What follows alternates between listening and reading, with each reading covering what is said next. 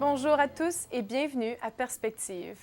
Le préfet de la Congrégation pour les Églises orientales, le cardinal Leonardo Sandri, est l'envoyé spécial du pape François en Irak pour rendre compte des réalités auxquelles font face les chrétiens à Erbil.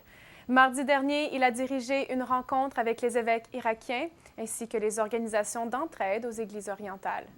Dans le cadre de cette rencontre, il a insisté sur la nécessité d'une collaboration étroite entre les différentes églises et organisations pour le bien des réfugiés. Des religieuses travaillent déjà auprès des réfugiés irakiens pour les supporter dans leur quotidien.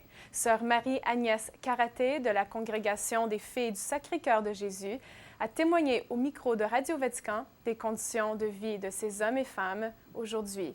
Elle nous dit ce qu'ils font au jour le jour. Écoutez.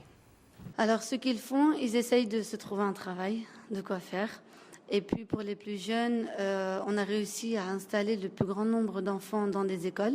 Il y en a encore quelques-uns qui sont restés sans études cette année. Et il y en a, ça a été par un choix personnel, parce qu'ils ont tellement été soit traumatisés, soit psychologiquement, ils se sont pas remis en fait à tout ça. Eux-mêmes, ils le disent, ils ont besoin de cette année de s'éloigner en fait de tout. Et voilà, donc ce que je fais avec eux, alors je leur donne des cours de français, de flûte traversière et de piano. Et avant ça, je leur donnais des cours de solfège. Donc j'ai fini les cours de solfège. On a réussi à séparer tous les enfants et à donner permettre à chaque enfant de choisir un instrument de musique. Alors il y a la guitare, il y a le piano, la flûte traversière, il y a le violon.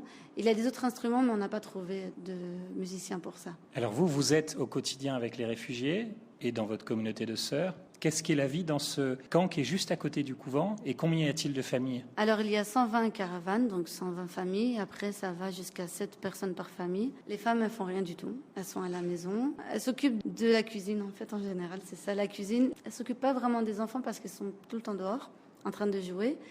Et puis, pour les hommes, ils sont rarement là-bas, par contre. Parce qu'ils travaillent ou parce qu'ils sont totalement désemparés et qu'il y a quand même des tensions aussi dans ces lieux de vie? Oui, il y a déjà eu des tensions en fait. Mais grâce à Dieu, il y en a de moins en moins parce que le prêtre a réussi à un peu les recadrer. Et pour les hommes, ceux qui peuvent trouver un travail, ils essaient de se trouver un travail. Il y en a quelque chose de tout bête, par exemple. Vous voyez sur le côté de l'église, il y a un homme qui a installé des tabourets.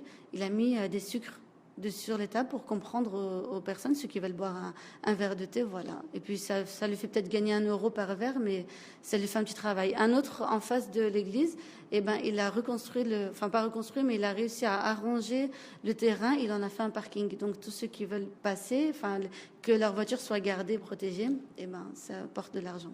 Ce matin, les membres de la Société sportive du Latium ont été reçus au Vatican pour une audience avec le pape François à l'occasion de son 115e anniversaire de fondation. Le Saint-Père, en plus de partager son appréciation pour le football, a affirmé que le sport apporte beaucoup de valeur à la vie d'une personne et d'une société. Selon le pape, le sport contribue non seulement au bien physique et moral d'une personne, mais aussi à susciter l'équilibre, le contrôle de soi, le sacrifice et la loyauté, disait-il dans son allocution. Le Saint-Père a de plus remarqué sur l'accès de plus en plus limité aux activités sportives en raison de coûts trop élevés. Il a donc conforté la société dans son travail auprès des jeunes pour leur donner accès à des activités sportives. C'est tout pour aujourd'hui. À la prochaine. Ciel et Lumière vous offre en partenariat avec Spiritour un pèlerinage exceptionnel en Pologne, sur les pas de Saint Jean-Paul II, du 9 au 18 septembre 2015. Avec votre guide spirituel, l'abbé Robert Lebel, laissez-vous charmer par la beauté de la Pologne du Sud et de Cracovie, ancienne capitale du pays, berceau de la culture polonaise, région natale de Saint Jean-Paul II.